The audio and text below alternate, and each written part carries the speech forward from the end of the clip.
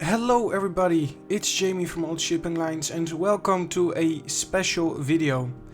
Now, we have officially reached the 400 subscribers, for which I'm extremely thankful for.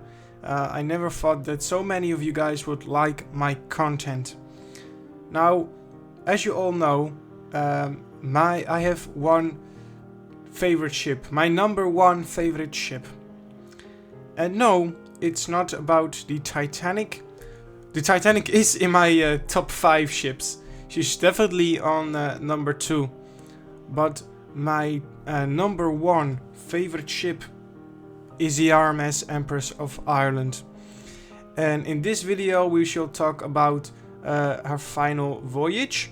And I have something special at the end of the video. So I hope you enjoy.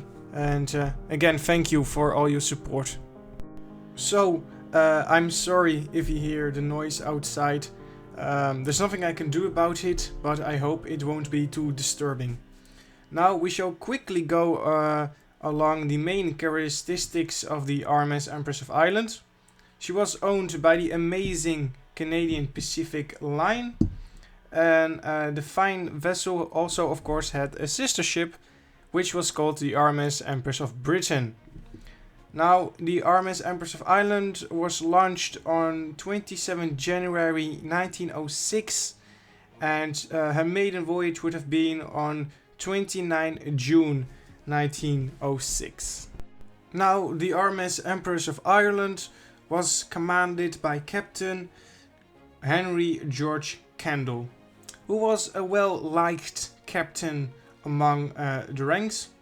He of course started as a crew, then he of course became first mate and quickly became a captain. Now, one thing that I think made him most famous was with the evil Dr. Crippen case, who was on one of his ships, the SS Montrose, and he recognized the serial killer, and at the and they were captured. So that of course made him quite famous. So yes. And now we shall talk about her final voyage and sinking. On Thursday, May 28, 1914, the great ship was ready to sail, with a complement of 1,477 persons on board, which included 167 members of the Salvation Army, who were on their way to the 3rd Salvation Army International Congress in London. The RMS Empress of Ireland casts off at 4:27 p.m. Amid the waving of Union Jacks and joyful shouts of goodbye and we will see you soon, as the ship moved from her berth, the Salvation Army band struck up the hymn God be with you till we meet again, which was led by bandmaster Edward Hannigan, but sadly far too many would never return. Now, amongst the passengers there was a good number of people that were Irish of descent, and they were well represented in all 3 classes. Now, in first class there were also of course well-known passengers, and one of them would be the actor Lawrence Irving and his wife Mabel, who would sadly not survive the sinking. Now, as the RMS of Empress headed down the St. Lawrence River, no one knew what lay ahead of them. Thus, as she sailed downriver, passengers took a good look around the ship as well as their accommodations. When it was tea time, they enjoyed their meals and afterwards generally enjoyed the surroundings, strolling along the promenade deck and enjoying some time on a lounge, until it was time to head for their accommodations and go to sleep. After exchanging the last mail bags at Rimouski and dropping the pilot, the Empress was able to gather up speed and she headed for open water on the St. Lawrence. Now, as the great liner continued down the St. Lawrence, it was early the next morning on May 29. However, a dense fog engulfed her near Pointe-au-Père, Quebec. Thus all precautions were taken as usual on the bridge. Then, at 1:38 am, the lights of another ship were spotted. Captain Kendall, who had just arrived back on the bridge, took his binoculars and observed what turned out to be the SS Storstad, which was a collier that was heading upriver from Sydney, Nova Scotia. It was located off the starboard bow, around 6 miles away. The Empress altered her course slightly, shortly before the Storstad disappeared into the fog bank. The captain ordered the Empress full astern and gave a free blast on its powerful whistle, indicating that he was reversing. Then he stopped the ship and gave 2 more blasts, thus informing the oncoming vessel that she was now dead in the water. At 1:55 am, Captain Kendall was horrified to see the SS Storstad approaching out of the fog bank, and it was heading directly for the Empress of Ireland. He acted quickly and ordered full speed ahead, but sadly it was too late, as the collier inflicted a mortal wound to the starboard side of the Empress amidships, directly into her aft boiler room. Kendall shouted through a megaphone for the Storstad to keep going ahead on its engines, in the faint hope it would serve as a giant plug. But the collier floated away into the night's mist. Kendall struggled forward, unsuccessfully, trying to beach the ship on the shores of the St. Lawrence, 2 miles away near Fodder Point. Around 10,000 tons of coal, and she left a massive gash in the Empress hull.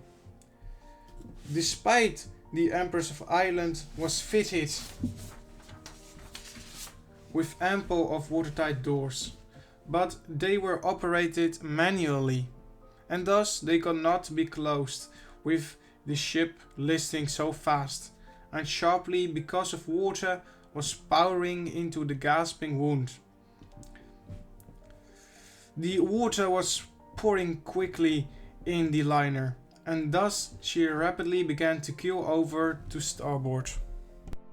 The vast amount of water was aided by the third-class cabin portholes, having been left open down on lower deck, although illegally, but passengers desired fresh night air. Thus, most of the passengers and crew on lower decks drowned almost immediately. Within 3 minutes of the collision, the raging waters reached the dynamis and knocked out all power, plunging frightened passengers and crew into darkness.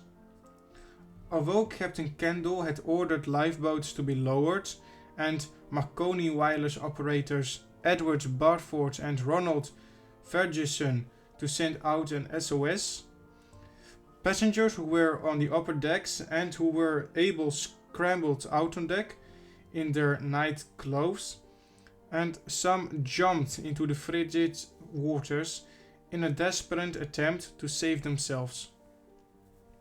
But sadly, many more remained trapped below. And you can imagine, right? So the ship gets punctured by a collier, and then she starts to list immediately, so you don't even have time to react. It must have been frightening. There were those who were more fortunate, who managed to get into one of the 5 lifeboats that were loaded immediately and took them away from the ship. Moments later, however, the Empress was tilting well over on her side, that it became impossible to launch any of the remaining 11 main lifeboats she had on board. Most of the people clinging to the deck thought the Empress had run aground, as she was well over on her side by now. Countless passengers and crew were clambering along the port side of the ship and attempted to reach the water and swim away in the cold water for the Storstad that was still nearby. It was 10 minutes after the collision with the Storstad that the Empress of Ireland suddenly lurched violently and fell flat on her side, that those who were still on board or climbing down her sloping side of her hull were all flung off, including Captain Kendall of the bridge. The dying ship's final moments did not last for long, for suddenly her beautiful counterstern suddenly lifted briefly out of the water as her bow slid down into the deep and the once beautiful ship disappeared into the dark waters of the river at 2:09 AM. So this is the end of my commentary, but like I said in the beginning, there was something special at the end. So here it is. My friend TornadoHarry, he made an animation of the RMS of Empress sinking, for which I'm extremely grateful for, which I will show you in a minute. Now again, I quickly want to take this opportunity to thank you all for helping me reach the 400 subscribers. It really means a lot, and it's amazing that you guys like my content. So it's unrealistic. But if you have friends who like ships or ocean liners, please show them my channel. We are now trying to reach the 500 subscribers. So with that out of the way, guys, have a good night or day wherever you are, and I will let you enjoy the animation. Goodbye.